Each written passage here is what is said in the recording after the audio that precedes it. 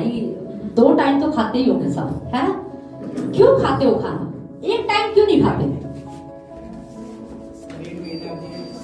है शक्ति पाने के लिए, ताकत पाने के लिए, एनर्जी पाने के लिए। हम खाना किस लिए खाते हैं? ताकि हमें क्या मिले? एनर्जी मिले। हमारी बॉडी को क्या मिले? एनर्जी मिले। इसलिए हम क्या करते हैं? खाना खाते हैं। अगर आप खाना नहीं खाएंगे तो क्या होगा? शरीर कमजोर हो जाएगा, दुर्बल हो जाएगा। आप कुछ दिन मत खाओ, देखो लोगों को भी पता चल जाएगा। आप कुछ दिन खाना मत खाओ, लोगों को भी पता चल जाएगा कुछ तो बात है, ये बीमार सा दिखने लग गया आजकल ये बड़ा कमजोर सा हो गया, बड़ा पतला सा हो गया, दुबला पतला हो गया है ना? इसमें एनर्जी नहीं दिखती है आजकल, है ना? क्या हो गया है? दुबला पतला सा हो गया। कुछ दिन खाना छोड़ दो तो ऐसे ही होता है। समझ, खाना खाने से क्या होता है? हमारा शरीर क्या होता है? स्ट्रॉन्ग होता है। हमारे शरीर को क्या मिलती है? एनर्जी मिलती है, ताकत मिलती है। और खाना नहीं खाओगे तो शरीर क्या हो जाएगा? कमजोर हो जाएगा। क्या हो जाएगा? कमजोर हो जाएगा। तो देखिए, जिस प्रकार हमें अपने शरीर को चलाने के लिए खाने की जरूरत होती है ना, उसी प्रकार से हमें अपनी आत्मा को, या मैं कहूँ अपने आत्मिक जीवन को चलाने के लिए भी किसकी जरूरत होती है? भोजन की जरूरत है। किसकी जरूरत है? भोजन की जरूरत है। और वो क्या है? प्रार्थना है, वचन है, घोषणाएं हैं। ये सब क्या है? ये आपकी आत्मा का भोजन है। किसका भोजन है? आत्मा का भोजन है। अब आप शरीर को खिलाए जा रहे हो। कल मैं शनिवार को, कल फास्टिंग प्रेयर थी ना, तो कल मैं एक छोटा सा मैसेज दे रही थी और मैंने बताया कि कुछ लोग पता है क्या करते हैं? कुछ लोग प्रार्थना करते हैं, उपवास करते रहते हैं, प्रार्थना करते हैं, उपवास, महीनों उपवास करेंगे, 15 दिन 21 दिन उपवास करेंगे, और फिर उनके दिमाग में ना प्लानिंग चलती रहती है। क्या चलती रहती है? प्लानिंग चलती रहती है। जैसे ही उपवास खत्म होगा ना, अरे 1 महीना हो गया, मैंने 1 महीने से उपवास किया, अब तो जाके गोलगप्पे खाओ, है? क्या दिमाग में चल रहा? आज तो है ना, आज तो टिक्की खाएंगे, आज तो रेस्टोरेंट में जाके खाना खाएंगे, या आप लोगों को जो पसंद है, जो भी चीजें है ना? तो क्या बना लेते हैं? पहले ही प्लान बना लेते हैं ना, पहले ही पूरी फुल तैयारी रखते हैं कि हमें क्या खाना है, क्या खाना है।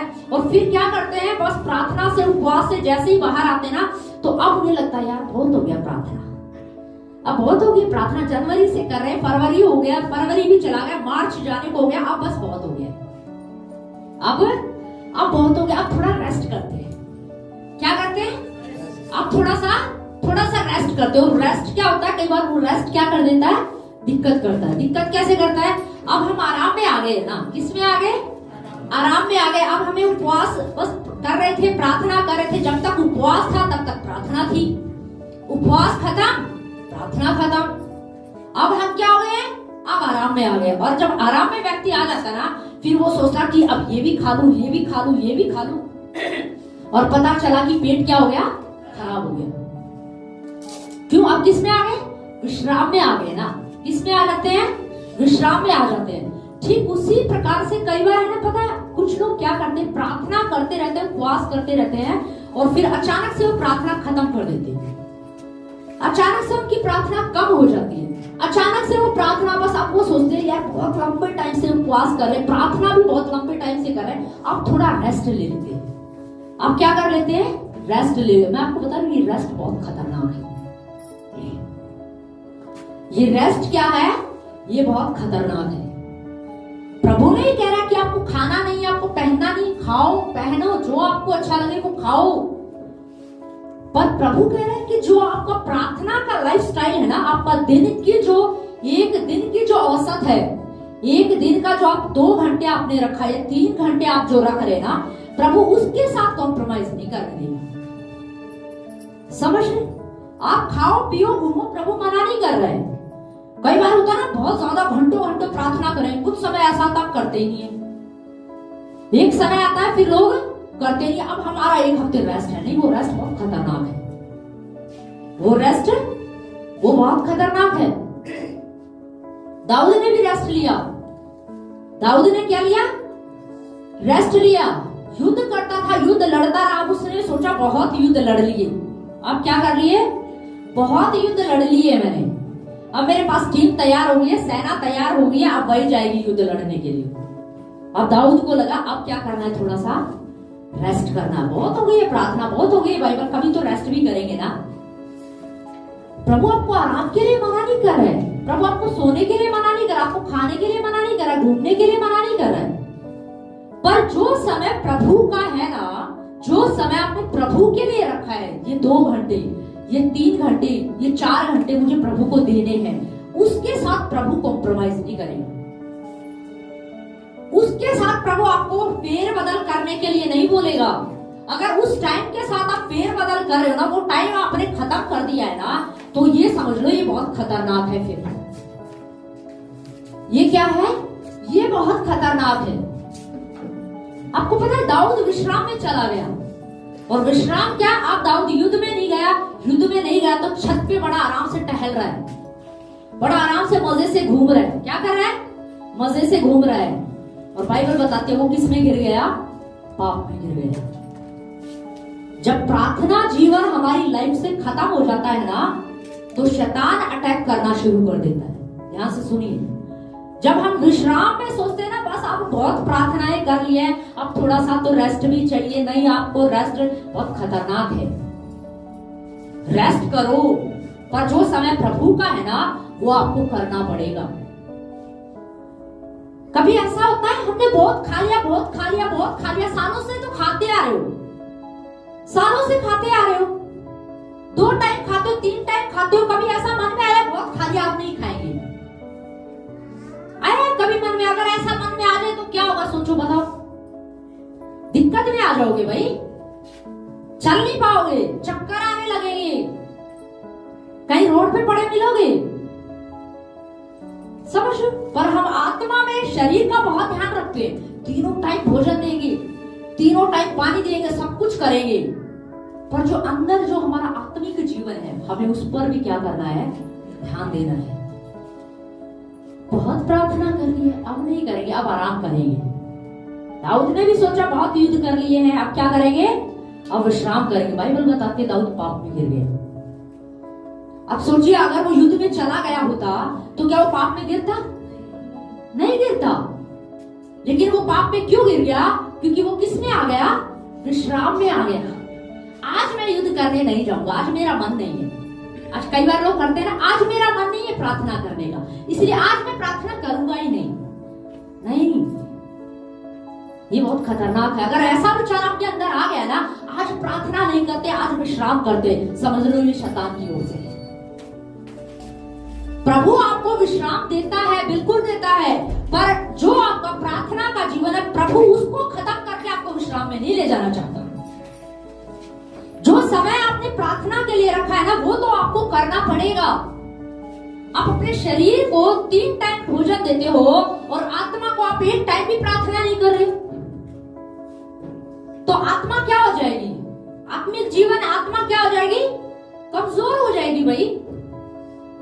और शरीर क्या हो रहा है? शरीर को खिलाए जा रहे पनीर, ब्रेड, पकौड़ा, टिक्की, समोसा, सब खिला रहे हैं। क्या कर रहे हैं? सब खिला रहे। शरीर बलवान हो रहा है। क्या हो रहा है? शरीर बलवान हो रहा है, पर आत्मा क्या हो रही है बेचारी? आत्मा कमजोर हो गई, क्योंकि प्रार्थना छोड़ दिया। आज मन नहीं है ना प्रार्थना करने का, इसलिए आत्मा क्या हो रही है? कमजोर हो रही है। और जो बलवान होता है वो कमजोर को क्या कर लेता है? दबा लेता है कि नहीं दबा लेता है? तो फिर शरीर क्या होने लगता है? शरीर हैवी होने लगता है। फिर जो शरीर की जो क्रियाएं है ना, जो मर गई थी, क्या हो गई थी? जो मर गई थी, जिनको मार दिया था, वो वापस से जिंदा होने लगती है। फिर से गुस्सा आने लग जाएगा, फिर से क्रोध आने लग जाएगा, फिर से चिड़चिड़े हो जाएंगे, फिर से गाली देना, फिर से झगड़ा करना, फिर से चिल्लाना, फिर से गलत विचार, फिर से गलत संगति की चाहत। क्योंकि आत्मा क्या हो रही है? आत्मा दुर्बल हो रही है। प्रार्थना नहीं कर रहे ना, इसलिए आत्मा क्या हो रही है? दुर्बल, क्योंकि उसको हम भोजन दे ही नहीं रहे। पर जब आप आत्मा को भोजन दोगे, आप इक्वल, आपने जो टाइम रखा है ना, मुझे 2 घंटे, 3 घंटे, 4 घंटे, जो मेरा टाइम है, जो मैंने अपना लाइफ का शेड्यूल बना रखा है, इसको खत्म नहीं करना है। अगर ये खत्म तो आत्मिक जीवन भी खत्म। ये खत्म तो आत्मिक जीवन भी क्या हो जाएगा? खत्म हो जाएगा। आपको पता प्रार्थना किसकी तरह? प्रार्थना सांस लेने की तरह। किसकी तरह? आप सांस लेते हो, आप 1 मिनट के लिए सांस रोक के देखो। आप जब 1 मिनट के लिए आप सांस रोक के आप घर पे जाके देखना, या मत करना, घर पे जाके करके देखना। क्या है? घर पे जाके करके देखना। 1 मिनट के लिए आप सांस रोक के देखना, आपकी हालत खराब हो जाएगी। समझ लो, प्रार्थना तो ना सांस की तरह है, सांस आपको लेनी ही पड़ेगी। आप ऐसा करोगे, आप कभी ऐसा हुआ कि अरे मैं तो सांस लेना भूल गया, हुआ है कभी? नहीं, आप सांस लोगे, आपको सांस लेनी पड़ेगी। सांस नहीं लोगे तो गड़बड़ हो जाएगी। क्या हो जाएगी? गड़बड़ हो जाएगी भाई। सांस तो हमें क्या करना है? लेनी पड़ेगी। ठीक उसी प्रकार से एक मसीह व्यक्ति को ना प्रार्थना तो करनी पड़ेगी।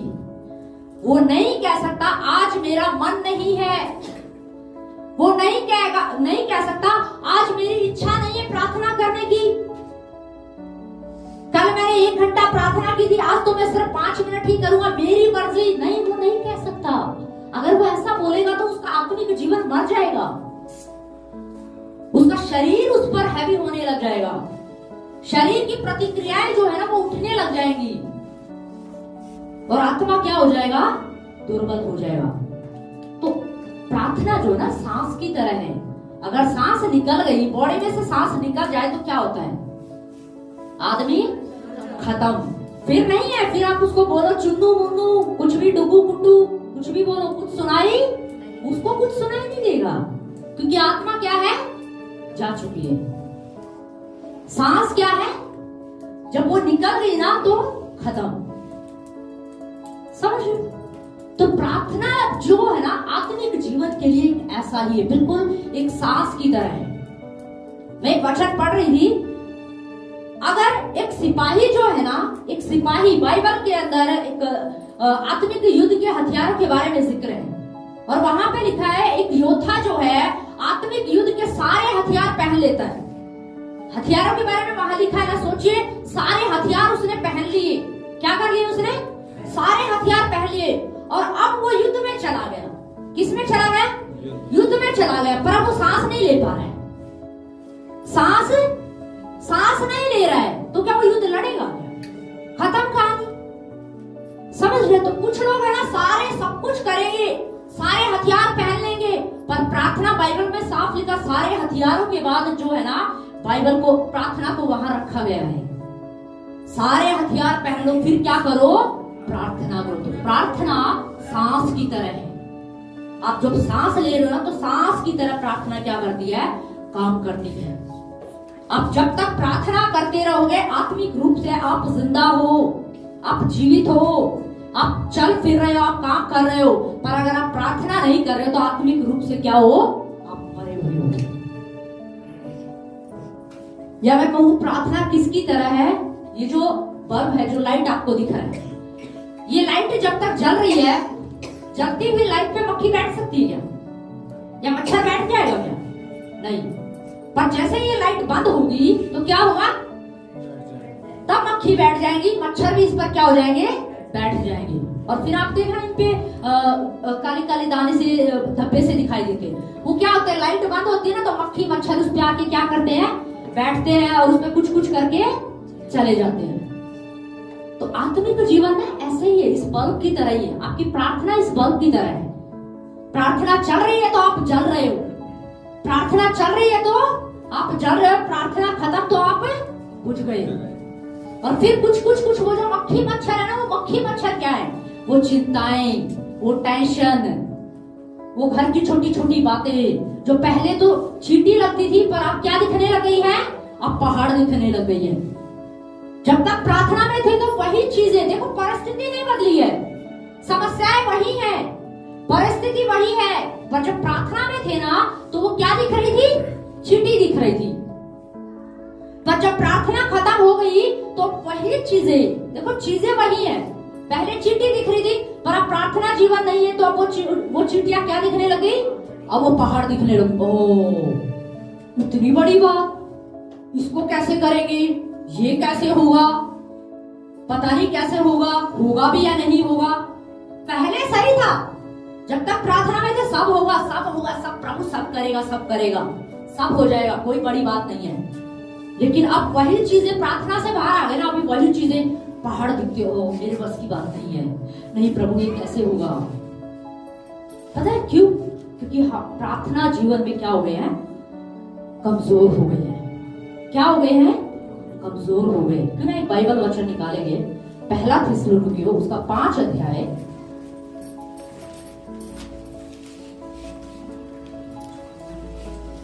हाँ 5:17। निरंतर प्रार्थना में लगे रहो, हर बात में धन्यवाद करो, क्योंकि तुम्हारे लिए मसीह यीशु में परमेश्वर की यही इच्छा है। बस बाइबल में क्या लिखा है? पौलुस यहाँ पर क्या कह रहा है? पौलुस कह रहा है निरंतर प्रार्थना में क्या है? लगे रहो। क्या कह रहा है वो? निरंतर का मतलब क्या है? लगातार। बोलो लगातार, बोलो लगातार। अब उसमें ये लिखा है कि लगातार का मतलब कोई ऐसा भी है क्या कि लगातार का मतलब कभी कभी? क्या है लगातार का मतलब? लगातार ही है। या ऐसा है कि जब मेरा मन करेगा? नहीं, लगातार का मतलब क्या है? लगातार, नॉन स्टॉप, रुकना ही नहीं है। क्या नहीं होना है? रुकना ही नहीं है। पौलुस वहां पे कह रहा है कभी कभी प्रार्थना नहीं करनी, जब तुम्हारा मन करे तब प्रार्थना नहीं करनी, पर वो कह रहा है निरंतर लगातार क्या करते रहो? प्रार्थना करते रहो। ये देखो, प्रार्थना तो मसीह लोग करते हैं, सच बात है। प्रार्थना तो लोग करते हैं, जब समस्या आती है तब करते कि नहीं करते? है ना? प्रार्थना तो मसीह लोग करते हैं, पर पता पौलुस यहाँ क्या कह रहे हैं? पौलुस कह रहे हैं लगातार प्रार्थना करते रहो। इसका मतलब जो है, लोग निरंतर प्रार्थना नहीं कर पाते। इसका मतलब प्रार्थना तो करते हैं, पर निरंतर लगातार प्रार्थना नहीं कर पाते हैं। ये सच बात है। कई बार क्या होता है ना कि घर में 4 लोग हैं, घर में 4 लोग हैं। एक बेटी अच्छी प्रार्थना कर रही है, अच्छी प्रार्थना में बढ़ रही है। अब वो प्रार्थना में बैठी है तो घर के बाकी लोग प्रार्थना करने वाले नहीं है, वो कर रहे हैं, बस अपनी मर्जी से करते हैं। वो कैसे हैं? बस जब मन करेगा तब कर लेंगे। कभी कभी प्रार्थना करने वाले हैं, पर वो बेटी लगातार प्रार्थना कर रही है। क्या कर रही है? लगातार प्रार्थना कर रही है। तो बाकी घर वाले पता है क्या बोल रहे? ये कुछ ज्यादा ही धर्मी हो गई है, पता नहीं अपने आप को क्या समझती है। अरे वो समझती कुछ नहीं है, वो प्रार्थना कर रही है, उसको करने दो, उसको लगातार बने रहने दो। खुद तो निरंतर प्रार्थना करेंगे नहीं, पर दूसरे को भी नहीं करने देंगे। क्यों पौलुस कह रहा है लगातार प्रार्थना करते रहो? क्योंकि लोग लगातार प्रार्थना करते हैं, पर लगातार प्रार्थना नहीं कर पाते। एक वचन और लिखा है, पढ़िए जरा, लूका की पुस्तक उसका 18 अध्याय उसका पहली आयत पढ़े जरा। फिर उसने इसके विषय में कि नित्य प्रार्थना करना और हियाव ना छोड़ना चाहिए, उनसे यह दृष्टांत। बस ध्यान से सुनिए, यीशु मसीह ने क्या कहा? यीशु मसीह यहाँ प्रार्थना के विषय में बता रहा है। किसके विषय में बता रहा है? अब यीशु मसीह भी वही बात बोल रहा है। यीशु मसीह ने क्या कहा? नित्य प्रार्थना करते रहो। क्या करते रहो? नित्य प्रार्थना का मतलब क्या है? लगातार प्रार्थना करते रहो, लगातार प्रार्थना करते रहो। स्टॉप नहीं होना। यीशु मसीह ने नहीं कहा कि जब तुम्हारा मन करे तब प्रार्थना करो, नहीं। या यीशु मसीह ने ये नहीं कहा कभी कभी प्रार्थना करो, या यीशु ने ये नहीं कहा जब तुम प्रार्थना करो। यीशु मसीह कह रहा है लगातार नित्य क्या करते रहो? प्रार्थना करते रहो। आपका मन नहीं है तब भी यीशु आपको यही कहेगा कि प्रार्थना करते रहो। कभी कभी आपका मन नहीं करता है, लेकिन यीशु तब भी यही कहेगा क्या करते रहो? प्रार्थना करते रहो।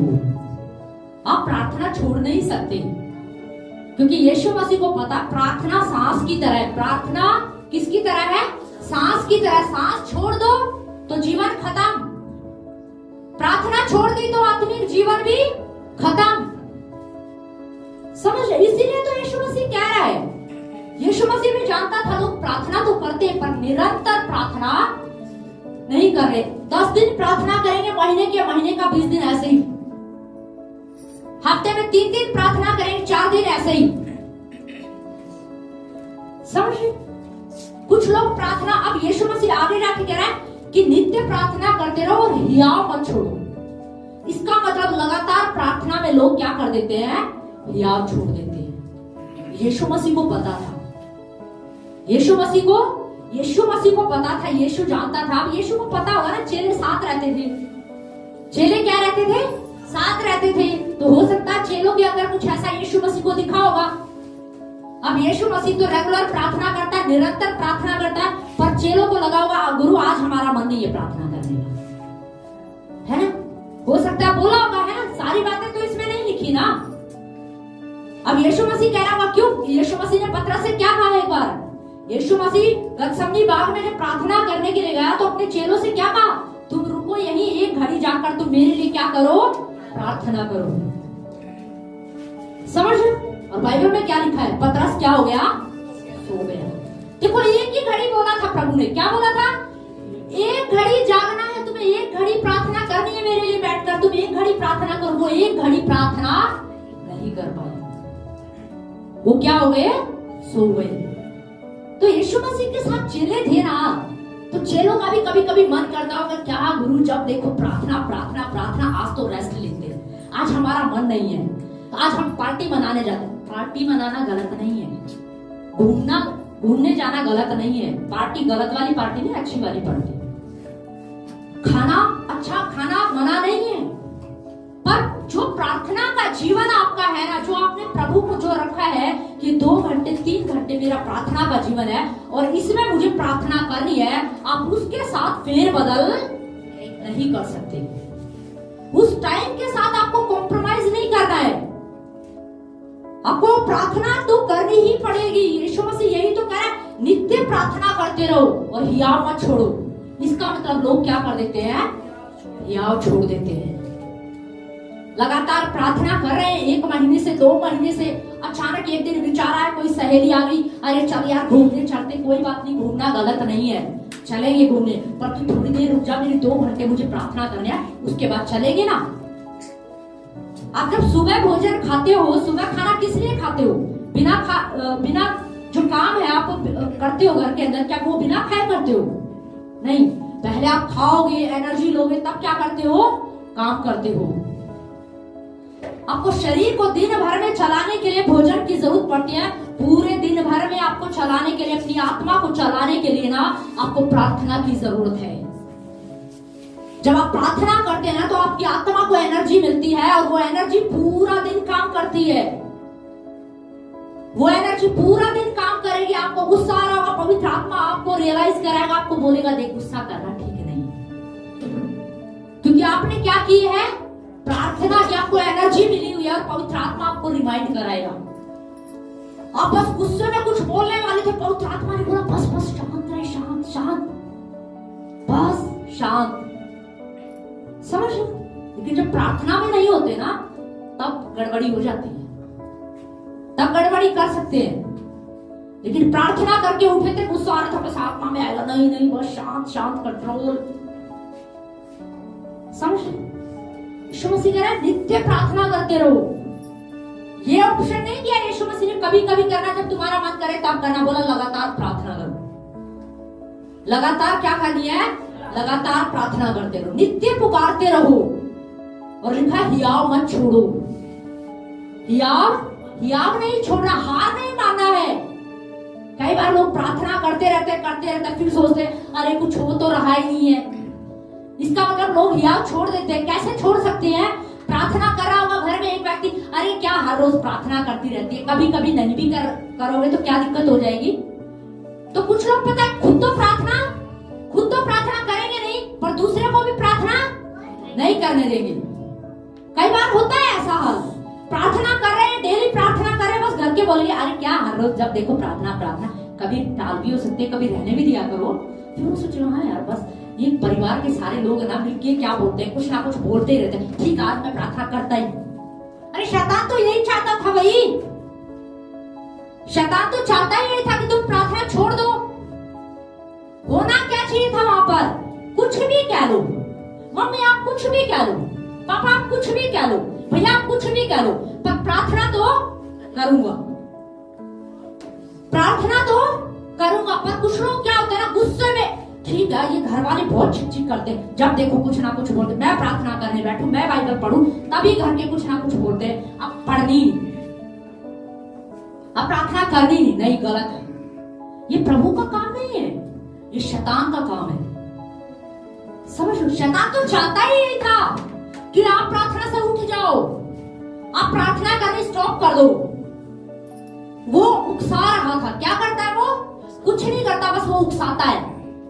घर में दो लोग प्रार्थना करेंगे, एक प्रार्थना में कमजोर होगा, वो बोलेगा जब देखो प्रार्थना करते रहते, चल आज मूवी देखते हैं, चल आज टीवी देखते हैं। अरे आज प्रार्थना मत करना प्लीज प्लीज, आज मेरा बहुत मन है मूवी देखने का, प्लीज आज चलो ना, घूमने का मन है। अरे चल पड़ेंगे घूमने के लिए, पर 1 घंटा प्रार्थना तो करें। नहीं, चलो ना प्लीज। बस वो प्लीज इतना भावुक, वो हम इतने भावुक हो जाते हो, प्लीज सुन के बस छोड़ दे, चल ठीक है आज रहने देते, कोई बात नहीं। पहले क्या होनी चाहिए? प्रार्थना। यीशु मसीह ने क्या कहा? नित्य प्रार्थना करते रहो। आपको घूमने खाने पीने में यीशु मसीह मना नहीं कर रहा है, पर जो प्रार्थना का टाइम है ना, उसको आप उसको नहीं हटा सकते आप। वो आपको करना ही पड़ेगा। क्या है? वो आपको करना ही पड़ेगा, आपका मन करे या ना करे। आज आपका मन नहीं कर रहा है, बहुत हो गया, 2 महीने हो गए घोषणाएं करते करते, वचन बोलते बोलते, अब मैं बोर हो गया हूँ, अब मैं थक गया हूँ। नहीं, अगर ये विचार आपके अंदर आ रहा है ना, तो समझ लो शैतान आपको भटकाने की कोशिश कर रहा है। समझ रहे? महीनों से 2 महीने से प्रार्थना चल रही है, निरंतर प्रार्थना कर रहे हो। अगर आपके अंदर विचार आ जाए ना कि अरे बहुत प्रार्थना कर ली है, चल अब 1 हफ्ते का रेस्ट लेते हैं। नहीं, रेस्ट बहुत खतरनाक है। रेस्ट बहुत खतरनाक है। इसका मतलब ये नहीं कि आपको सोना नहीं है, सो, खाना खाओ, सब काम करने हैं, काम तो सारे ही करने हैं, पर जो प्रार्थना का शेड्यूल जो है ना, जो जीवन है, उसको हमें बना के क्या है रखना है, उसको हमें खत्म नहीं करना है। खतरा कब आता है पता है? जब हम प्रार्थना जीवन को शून्य कर देते हैं, जब बिल्कुल हम नीचे पर आ जाते हैं। नीचे पर जब व्यक्ति आ जाता है ना, तो उसको उठने में क्या लगता है? जोर लगता है। यहाँ पर है, इधर है, इतना है तो चल जाता है, वो संभल जाता है, पर जो नीचे पर चला जाता है उसको उठने में क्या लगता है? जोर लगता है। क्या लगता है? जोर लगता है। तो यीशु मसीह कह रहे हैं नित्य प्रार्थना करते रहो और हियाव नहीं छोड़ना है। इसका मतलब लोग हियाव छोड़ देते हैं। यीशु मसीह को पता था, यीशु को पता था। लगातार आप किसी विषय के लिए प्रार्थना कर रहे हो, अब शैतान डालेगा, आप प्रार्थना कर रहे हो, 2 महीने हो गए, 3 महीने हो गए, अब शैतान ने विचार डालना शुरू कर देगा। देख 3 महीने से प्रार्थना कर, देख 4 महीने से प्रार्थना, देख कुछ हुआ क्या? तू सोच, इस बात पे सोच ना, कुछ हुआ क्या? देख बीमारी तो वैसे की वैसी ही है। फिर बेचारा आप प्रार्थना में मन लगाने की कोशिश करो, पर इधर से शैतान विचार डाल रहा है, देख कुछ हुआ क्या? हाँ बात तो सही है, 3 महीने से प्रार्थना करो, पर कुछ हो तो रहा ही नहीं है, कुछ दिख तो रहा ही नहीं है। फिर धीरे धीरे क्या करेंगे? फिर एकदम से कुछ नहीं होता, ध्यान दीजिए, एकदम से कुछ नहीं होता। फिर प्रार्थना 2 घंटे करते थे, फिर 1 पे आ गए, फिर आधे घंटे पे आ गए, फिर 5 मिनट पे आ गए, फिर पता ही नहीं चला कब वो 5 मिनट भी खत्म। समझ? इसीलिए तो यीशु मसीह कह रहा है हियाव नहीं छोड़ना। और आपको बता दूं, कभी कभी की प्रार्थना किसी काम की नहीं है। जब आपका मन करे तब आप प्रार्थना करो, ये भी किसी काम की नहीं है। समझ? लेकिन बाइबल में क्योंकि यीशु मसीह कभी कभी की प्रार्थना के बारे में बात ही नहीं कर रहा है, यीशु कह रहा है निरंतर प्रार्थना करते रहो। पौलुस भी कह रहा है लगातार क्या करते रहो? प्रार्थना करते रहो। प्रार्थना तुम्हारी सांस है। क्या तुम सांस लेना छोड़ सकते हो? जब आप सांस लेना नहीं छोड़ सकते, तो आप प्रार्थना करनी कैसे छोड़ सकते हो? प्रार्थना आपको जीवित रखेगी, प्रार्थना आपकी आत्मा को बलवान करेगी, प्रार्थना आपके शरीर की क्रियाओं को मारती है। समझ? तो हमें प्रार्थना में हियाव क्या है? हियाव नहीं छोड़ना है। शैतान डालेगा विचार, पड़ोसी भी हो सकता है आपके बोले, कोई विश्वासी भी ऐसा हो सकता है, कोई मसीह व्यक्ति भी आपको आके बोल सकता है इतने टाइम से प्रार्थना कर रहे हो, कुछ हुआ क्या? कब से घोषणा कर रहे हो, मैं तो कब से देख रही हूँ, जब देखो बोलते रहते हो, बोलते रहते हो, बोलते रहते हो, पर कुछ हुआ तो है ही नहीं। पर आपको क्या करना है, आपको उनकी बातों पर ध्यान नहीं देना। जब ऐसा है ना तो समझ लो ये किसकी ओर से है। देखो हम उस व्यक्ति को शैतान तो नहीं बोल सकते, है ना। हम मान लो आपकी मम्मी आपको आके बोल दे, तो क्या आप उसको शैतान बोलोगे क्या? नहीं, हम उनको शैतान नहीं बोल सकते। पर जो वो विचार जो आ रहा है ना, वो किसकी ओर से है? वो शैतान की ओर से है। जब आप प्रार्थना करने का आपने प्लान कर लिया, 4 से 5 मुझे प्रार्थना करनी है, बस काम करके आप प्रार्थना करने बैठे ही थे, अब आपके मन में आ गया अरे अब 1 घंटा रेस्ट कर लेते हैं। अब पता ही नहीं चला रेस्ट में गए 1 घंटे के, वो कब 3 घंटों में निकल गया हमें पता ही नहीं चला। जब ऐसा विचार आ जाएगा तो क्या करना है, तो समझ लो कि ये विचार किसकी ओर से है? शैतान की ओर से। वो चाहता है कि ये प्रार्थना ना करे। ये सच बात है। शैतान नहीं चाहता कि कलीसिया प्रार्थना करे, क्योंकि उसे पता है कि प्रार्थना में कुछ है, कोई पावर है, कोई ताकत है। तभी तो यीशु रात रात भर बैठ के प्रार्थना करता था, नहीं तो यीशु को प्रार्थना करने की क्या जरूरत थी। पर यीशु को पता था प्रार्थना में कुछ रहस्य है। बाइबल में लिखा जब जब यीशु ने प्रार्थना की तो कुछ बड़े काम वहां पे प्रकट हुए, कुछ बड़े काम प्रकट हुए वहां पर। तो हमें क्या करना चाहिए? नित्य प्रार्थना करना चाहिए। आपका मन करे या ना करे, आपका मन नहीं करा तो भी आप क्या करो? प्रार्थना करो। आपको लग रहा है कि मैं थक गया हूं, कोई बात नहीं, आप रेस्ट करके प्रार्थना करो, पर क्या करनी है? प्रार्थना करनी है। और ध्यान दीजिए, कभी कभी की प्रार्थना किसी काम की नहीं है। आपका मन करे, जब आप ये कहोगे कि मेरा मन करेगा मैं तब प्रार्थना करूंगा, नहीं, उसका कोई फल नहीं है। समझिए क्यों ना एक वचन और हम निकालेंगे।